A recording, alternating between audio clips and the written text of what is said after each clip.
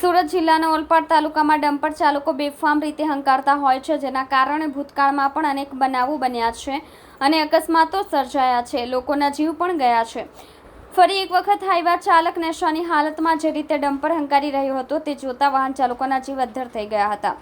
26 જૂનના દિવસે ડમ્પરની પાછળ આવતી એક ફોર વ્હીલની અંદર કોઈ વ્યક્તિએ આ હાઈવાનો વિડીયો ઉતાર્યો હતો.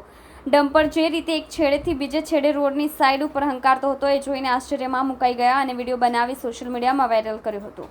ડમ્પર જ્યારે ગામમાં પ્રવેશ્યું ત્યારે બે કાર સામેથી આવી રહી હતી, પરંતુ સદનસીબે તેની સાથે અકસ્માત સર્જાયો ન હતો. પરંતુ રોડની સાઈડમાં મોપેડ ઉપર ઊભા રહીને વાતો કરતા બે યુવાનોને ટક્કર મારી હતી અને ત્યારબાદ ડમ્પર ચાલકને ગામ લોકોએ રોકી લીધો હતો.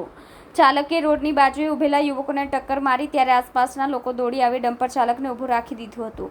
ગ્રામજનોએ ડમ્પર આંતરીને ડ્રાઈવરને મેથી પાક ચખાડી તપાસ કરતા તે દારૂના નશામાં વાહન ચલાવી રહ્યું હોવાનું માલુમ પડ્યું હતું.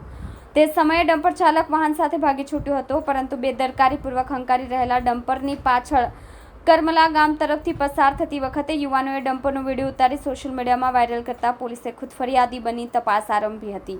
પોલીસે ડમ્પર માલિકની પૂછપરછ કરી હતી, જેના આધારે ડમ્પરનો ચાલક જગદીશ પ્રસાદની અટકાયત કરીને પૂછપરછ કરતા ગુનો કબૂલ્યો હતો.